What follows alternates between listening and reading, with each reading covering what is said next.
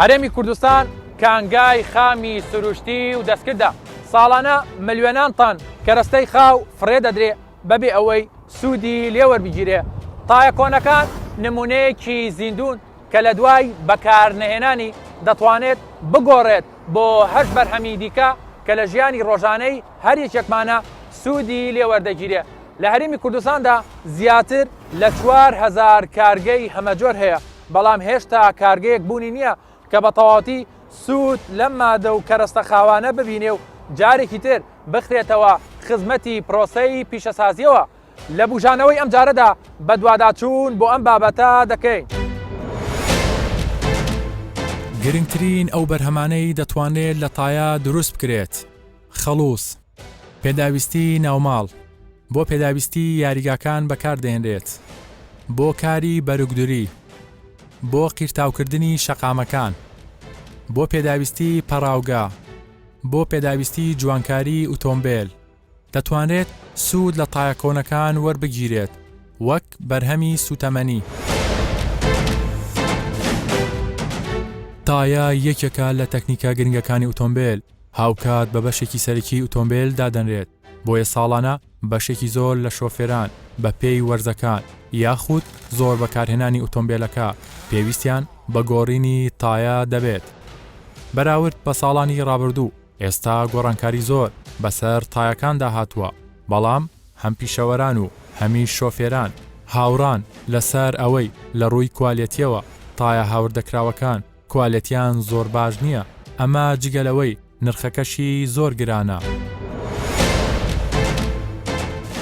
ئیشەکەی ئێوە چۆنە؟ یان ئێوە چۆن ئەم تایانە چاک دەکەنەوە؟ پێشتری ئامێری و هابتەتەوەڕنەوە وەکو ئێستا کە جیهاز هەیە بە دەستی ناکەوە، هەموو بە پرێس و شتواتەکان دەکەیتەوە.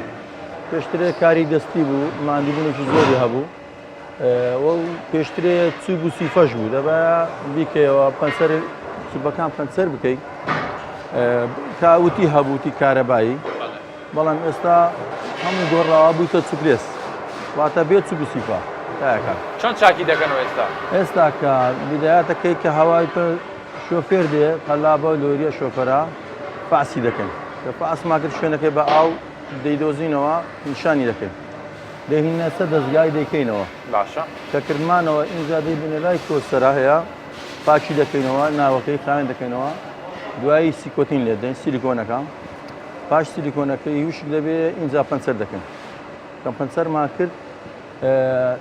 تۆزێک دەوەسین تا پەنسەرەکە خۆی قەیم بکە،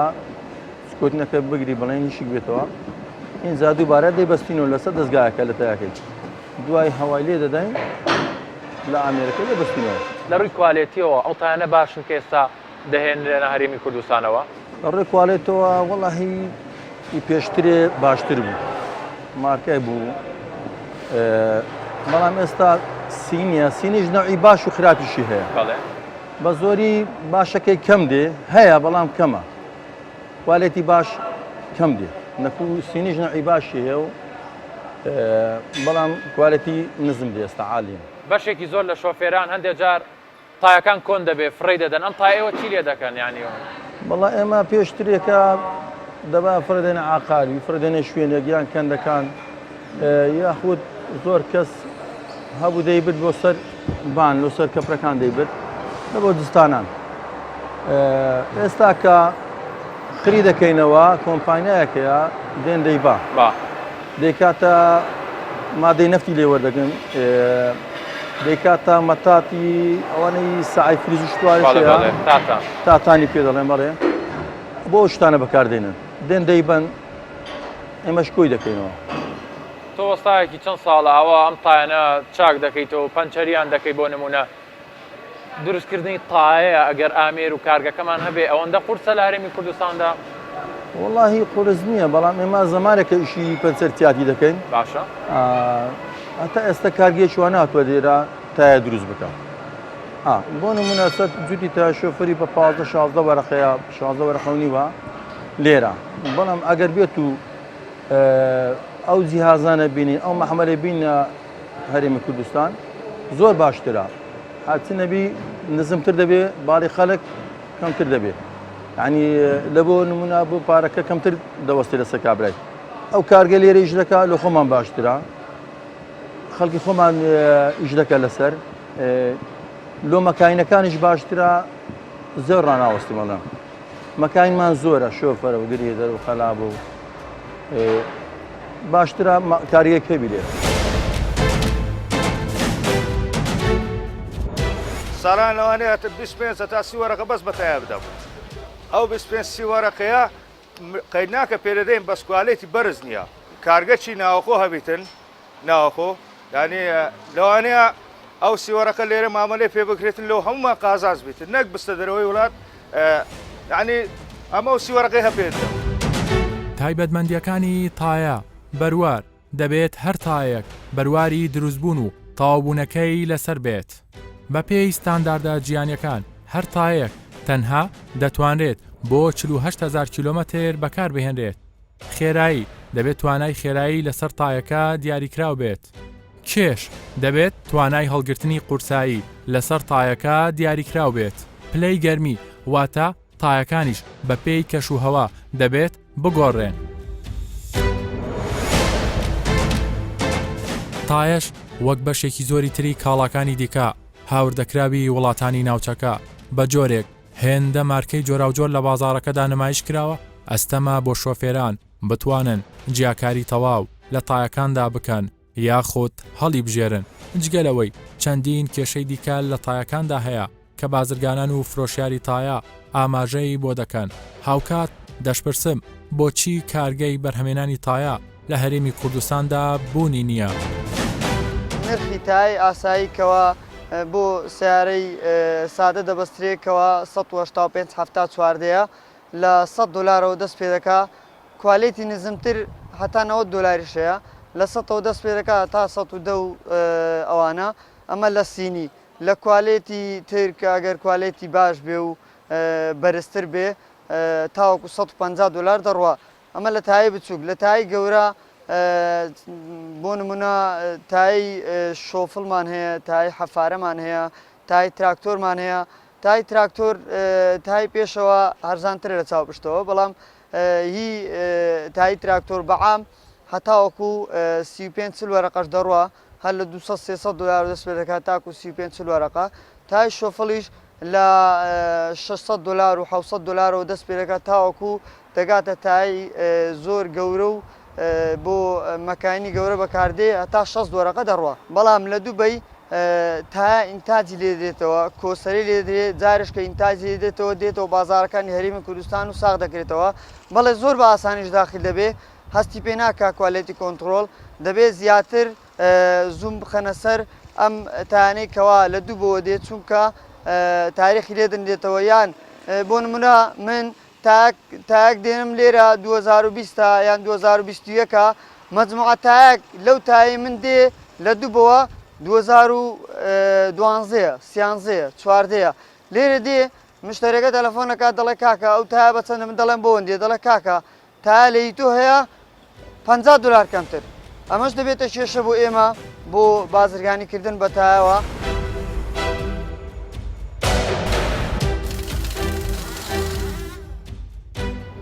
شۆفێرێک کە دێتە بازارەکەەوە چۆنڵی سەری لێ تێگەچێ چەندین جۆر هەیە لە چەندین وڵاتەوە ئایامە مەسەن شۆفێرەکە لەم حاڵەتەدا چی بکە کام جۆری تایە هەڵبژێرێ وەکو تای سینی 50 زۆری هەیە ئەم دەرێن 50 لەوانەیە 100شی هەبی هەرێکی بە مارکەچی بە ناوعشی دەینیتن دوای لە سینیش دەرەجەیەک و دووسێ هەیە یعنی ئێستا مارکە هەیە لە سینی مارکەی چاکە ڕقەمیەکە و هەشە کوالەتی زۆر نزمە ئەو هەر خەتەر لەسەر بازار ئەو تایە بەڕاستی بێتە بازار کوالەتەکەی زۆر نزمە بەڵێ شۆفێر لەو حاڵەتەیە چی بکە داتانی فەقیری ئەو یعنی لێ چی بکاتەوە دەبی دوکاندارەکە خۆی بزانی شتێکی باش داتێ ئیشەکە لەسەر زەمیر دەسوڕێتەوە ئەوە دەبی بزانین ستایشی داتە ئەو شوفێرە یعنی جۆرەکان ئەوەنە زۆرن شۆفێرەکە سەری لێ تێگەچێت بەڵێ بەس لە کۆریا ئەو شتانە نییە لە یابانی ئەو شتانە نییە ینی یابانیەکان هەمووی باشن کۆریەکان هەر هەمووی باشن بەس بە قەزای سینی بڕێک خەتەریاتی تێدایە لەسەر تایەکان بەروارێک دیاری کراوە کە دەبێت ئەم تایە بۆ ماوەی چەندێک بەکار بێت ئایا لە هەرێمی کوردستانە پەیڕەوی ئەمە دەکرێت نەخێر پەڕێ ئەوە ناکرێت ئێستا لە بۆ ئێستا عالیان 2019 21 زۆر ئاساییە ئێستا کە وڵاتێکی وەکی ئێران 2019 قبول نی داخلی بی کەچی ئێستا مەقسەدم بچم بهینم دەتوانم 2010 داخلکەم کەسیش لێ پێچتۆی لەسەر نییە عەزەکەی 2000 بینە داخلکە ئەو تا ستۆکە وشک بووە بەخۆی 3 ساڵە 19 2021 ئێستا کە لەو قالبە ئەمە تێدانە 3 ساڵە دەتوانین تەعامل لەگە ئەو تایە بکەیت بەس 2005 هەیە لە بازاڕی 2010مان هەیە 2015 مایە ئێستاش معاملەی پێ دەکرێت لە بازار خەتەر نییە مە زۆریش خەتەرەکەی زۆر ترسناکە زۆر خەتەر خەزایی تاریخ ساڵانە بە تەقدیری بای چەند بە بڕی چەند تایە هاوردێرێمی کوردستانەکرێ ئەم پارە زۆرشی کە دەچێتە دەرەوە لە ئەز و کوالیتیەکە و پارێتە ناو هەرێمی کوردستانەوە ساڵانە زیاتر لە 300 میلیۆن دلار زیاتر دەستە دەرەوەی هەرێمی کوردستان و ئەو نوع کوالیتەش نییە یعنی بە فول مواسەفاتی بێتن جگە لە چەند مارکەی عالەمی نەبیتن بۆچی ئەوە نییە بۆچی و پارە زۆرشمانە ڕۆ کوالیتێ باشانەوە خۆی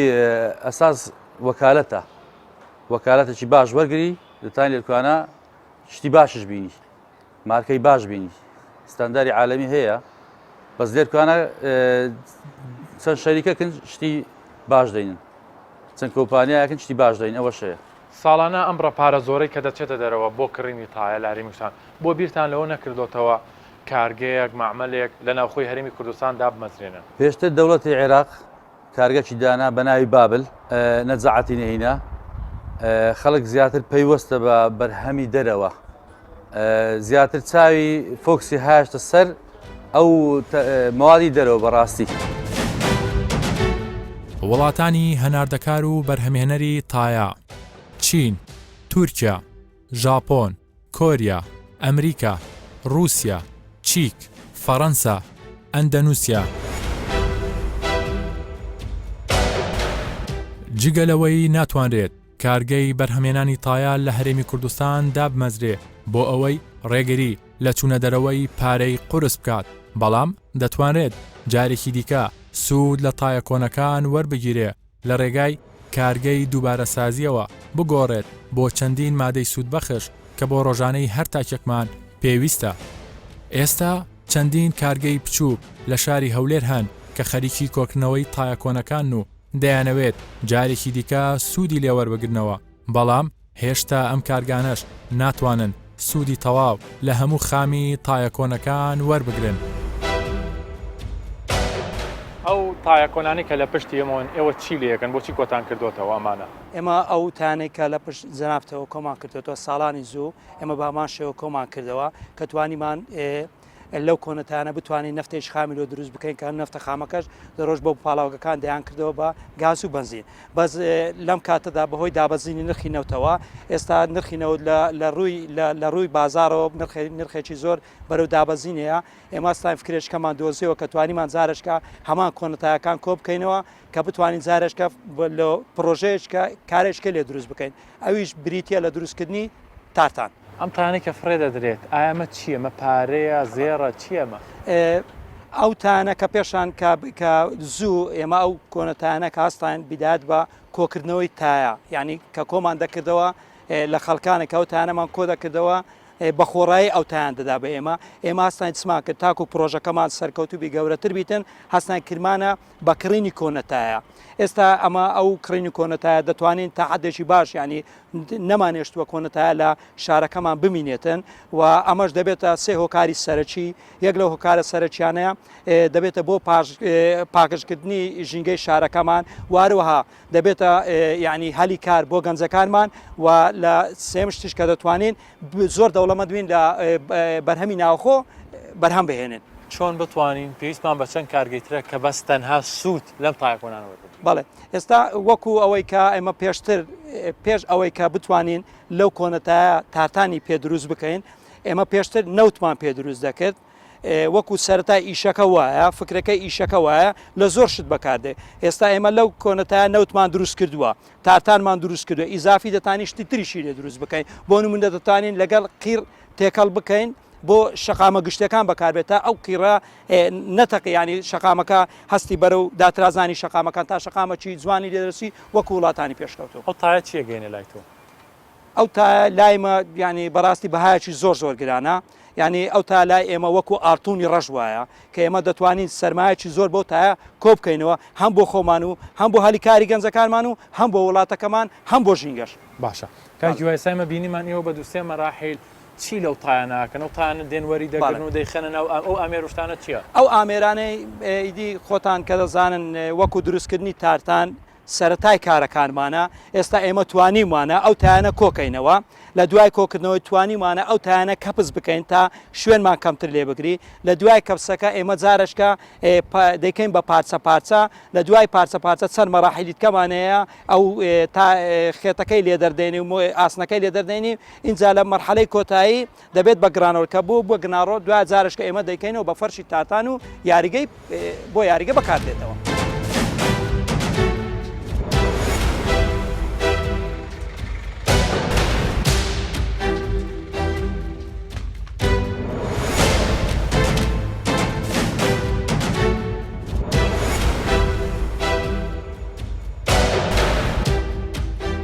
شارەزانی بواری ڕیسایکلین تایە کۆنەکان بە زێڕێکی ڕەش ناو دەبن چونکە دەتوانێت بۆ زۆر بەرهەمیتر سوودی لێوەربگیرێ. ئەگەر شیکاریکی ور بۆ ئەم بابەتە بکەین بە نمونە لە هەرێمی کوردستان ملیۆنێک و 800,000 ئۆتۆمبیل بوونی هەیە. ئەگەر هەر ئۆتۆمبیلێک ساڵانە 4 تایە بۆ ئۆتۆمبیلەکەی بکڕێت کە بە بڕی $150 بێ ساڵانە دەگاتە $276 ملیۆن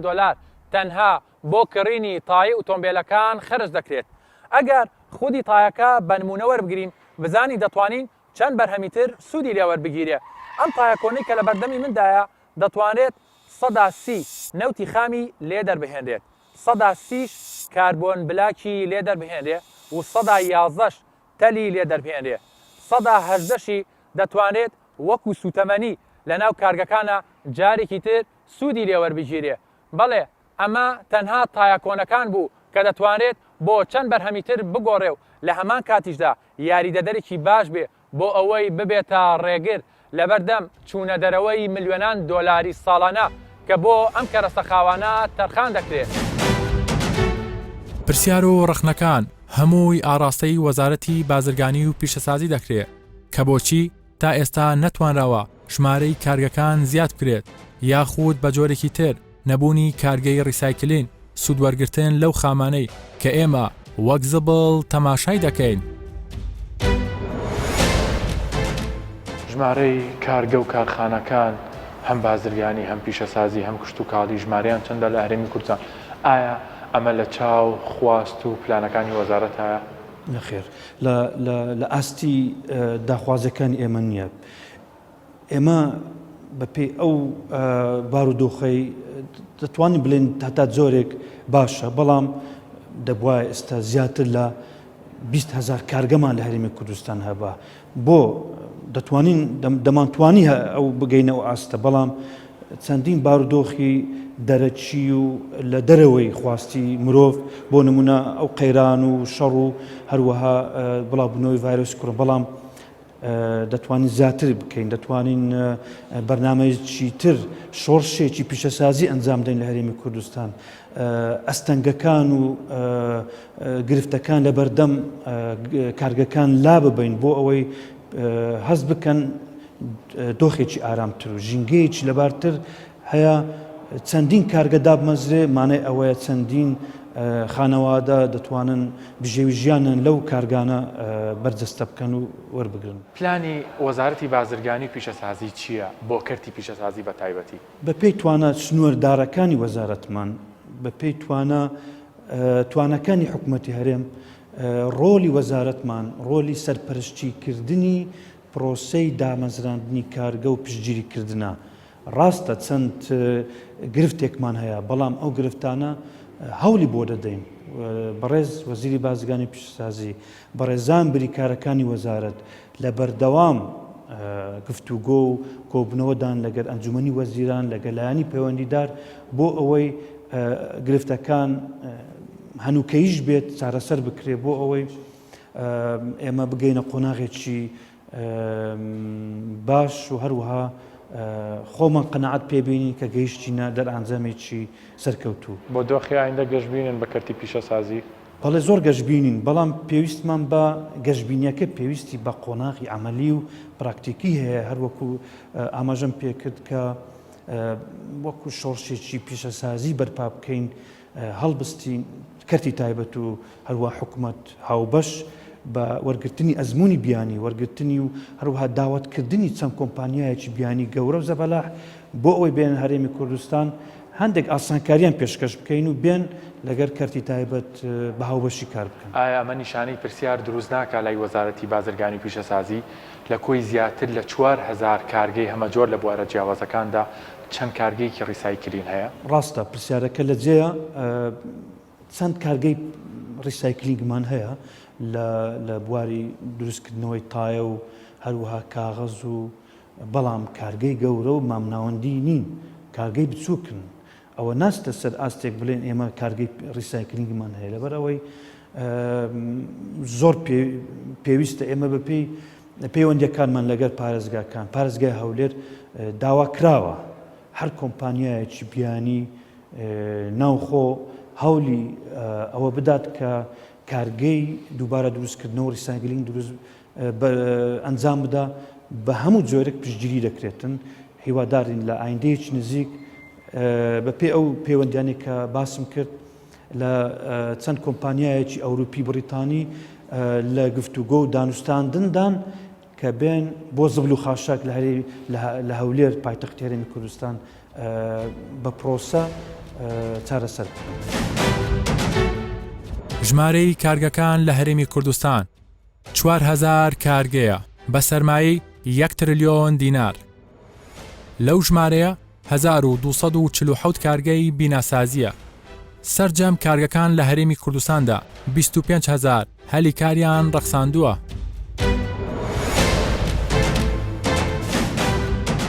تایە کۆنەکان و دەیان کاڵای دیکەش هاوشێوەی خامێکی دەستکردن. ڕۆژانە ئێمە وەک زبڵ فڕی دەدەین لە کاتێکدا وڵاتان بە پارەیەکی باش ئامادەن ئەو خامە بکڕنەوە و جارێکی دیکە لە پرۆسەی پیشەسازیدا سوودی لێوەربگرن.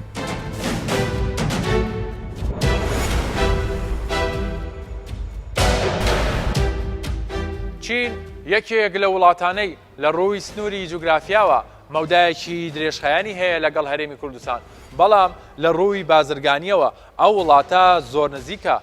تایە کاڵایەک و نمونەیەکی زیندووە لە بازارەکەدا کە بە چەندین شێواز و قەبارەی هەمەجۆر کۆنتڕۆڵی بازارەکەی پێکردووە. هێندە بەرهەمی خستۆتە بازارەکەەوە کە فرۆشیاران و بازرگانانی ئەو کاڵایە دەڵێن زۆر ئەستەمە کە کارگەیەکی ناوخۆیی بتوانێت لە هەرێمی کوردستاندا تایە بەرهەم بهێنێت.